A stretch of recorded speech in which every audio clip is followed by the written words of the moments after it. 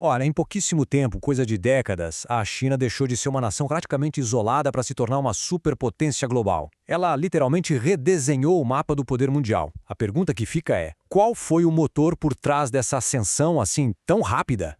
Pois é, essa é a grande pergunta que a gente vai tentar responder aqui. Para a gente entender a China de hoje, não tem jeito. A gente precisa voltar lá no começo, sabe?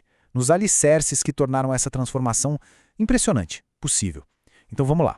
Bom, tudo começou com uma verdadeira virada de chave. Uma mudança, assim, radical de estratégia. Pensa só, todos aqueles arranha-céus, toda aquela tecnologia de ponta que a gente vê hoje, nada disso seria possível sem uma série de reformas que, lá atrás, mudaram completamente o rumo do país. Esse aqui foi o ponto de virada, um momento crucial. As chamadas 4 modernizações. Foi essa política que escancarou as portas da China para o mundo, deixando para trás aquele isolamento todo da era do Mao Tse-tung. Foi basicamente um convite oficial para o capital e para a tecnologia estrangeira entrarem, sabe? E foi ali que plantaram as sementes do que a gente hoje conhece como o milagre econômico chinês. E aqui a gente já encontra a grande, digamos, contradição que define a China moderna. Essa frase ela revela um pragmatismo impressionante do sistema. Pensa bem, um Estado que é oficialmente comunista, mas que não pensou duas vezes antes de usar as ferramentas do capitalismo para crescer. Essa é a base do que eles chamam de economia de mercado socialista. É um conceito-chave para entender o país. Ok, com a base econômica sólida, a China partiu para o próximo passo. A evolução natural, né? A ambição agora já não era mais só produzir coisas, era criar, dominar. Dominar as tecnologias que vão definir o futuro de todo mundo. E a estratégia aqui é de uma clareza impressionante. A China está numa missão muito clara: deixar de ser conhecida como a fábrica do mundo para se tornar o cérebro do mundo. A meta é essa transição, sabe? Sair do selo Made in China, que a gente conhece bem, para o muito mais prestigiado Design in China, ou projetado na China.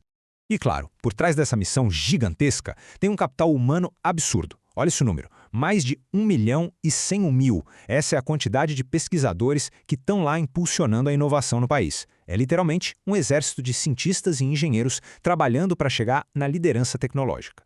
Essa imagem aqui, nossa, ela fala por si só. De um lado, 1974, plena revolução cultural. O foco total na ideologia, né? Simbolizado pelo famoso livrinho vermelho do Mao.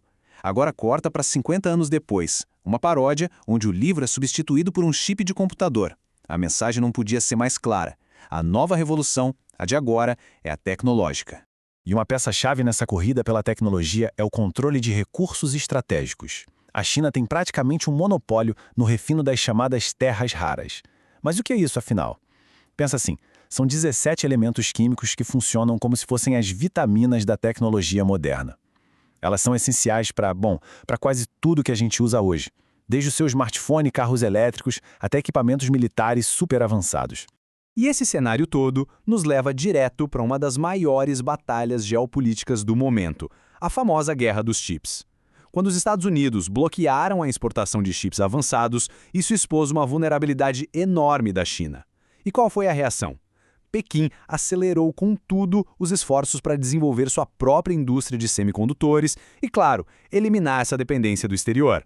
Certo, agora a gente precisa mudar um pouco o foco e olhar para dentro da China. A pergunta é, como é que o Partido Comunista consegue manter o controle e a estabilidade num país gigantesco e super diverso? Boa parte da resposta está na forma como ele lida com as suas regiões, digamos, mais sensíveis. Um dos pontos que mais chama a atenção do mundo é a região de Xinjiang, onde vive a minoria muçulmana uigur. O que a gente vê são relatórios de várias organizações de direitos humanos e da imprensa internacional que descrevem um cenário bem alarmante. As alegações falam de repressão sistemática e de um nível de controle social que, segundo esses relatos, nunca se viu antes.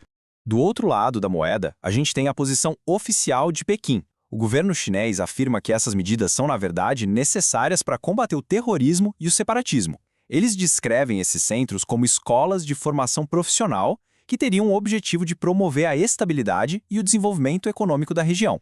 Outro ponto de altíssima atenção é Hong Kong. E essa linha do tempo aqui resume bem uma história bem complexa, né? De uma colônia britânica, passou a ser um centro financeiro semi-autônomo e agora se tornou palco de um controle cada vez maior de Pequim, que teve seu auge com a polêmica Lei de Segurança Nacional.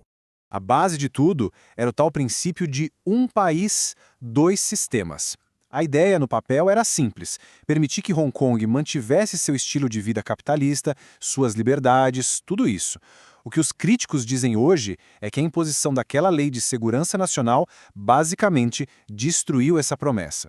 E é claro que o que acontece dentro da China não fica só por lá. Essa realidade interna, esse controle, tudo isso define como o país se comporta no cenário mundial. Então vamos ver agora como esse poder todo é projetado para fora das fronteiras chinesas. Para se ter uma ideia da escala, olha só esse dado. A China hoje é o principal parceiro comercial de mais de 130 países. 130! Isso dá uma dimensão do quão conectada, quão interligada a economia chinesa está com o resto do mundo. E a forma como a China investe, principalmente na África, é bem diferente do modelo ocidental tradicional. Pequim chega oferecendo financiamento para projetos enormes de infraestrutura, mas sem atrelar a isso exigências de reformas políticas. Claro que isso é muito atraente para vários governos, mas, por outro lado, também acende um alerta sobre questões de dívida e soberania desses países. Essa projeção de poder também tem um braço militar, claro. É só olhar para o Mar da China Meridional. Lá, Pequim está tentando afirmar sua soberania sobre águas que são riquíssimas em recursos e, mais importante ainda, são cruciais para o comércio mundial. E isso, obviamente, gera um monte de tensão com os vizinhos, como o Vietnã e as Filipinas. E tudo isso nos leva ao nosso último tópico, e talvez o mais explosivo de todos na geopolítica da China: a questão de Taiwan, um assunto que Pequim considera a sua linha vermelha, ou seja, inegociável. Aqui no centro da questão, a gente tem duas visões de mundo que são diametralmente opostas. De um lado, Pequim, que vê Taiwan como uma província rebelde que, uma hora ou outra, tem que voltar para o controle do continente. Do outro lado, Taipei, a capital de Taiwan, que se vê como uma democracia soberana, com seu próprio governo, seu próprio exército e sua própria identidade. E é super importante entender que esse impasse não é de agora não, hein? Ele vem lá de 1949, do final da Guerra Civil Chinesa. Foi quando o governo nacionalista, que perdeu a guerra, fugiu para a ilha de Taiwan. E essa fuga criou a divisão que existe até hoje, e que é, sem dúvida, um dos maiores pontos de risco de conflito no mundo. E com isso, a gente termina com uma questão que fica no ar. Conforme essa busca da China por controle interno e influência externa aumenta, será que o modelo chinês vai mesmo remodelar a ordem mundial? Ou será que as próprias contradições do sistema vão acabar se tornando o seu maior desafio? Uma coisa é certa, a ascensão da China é, talvez, o maior evento geopolítico do nosso tempo. E o equilíbrio entre a força econômica, o controle interno e a ambição global deles vai definir não só o futuro da China, mas o futuro de todos nós.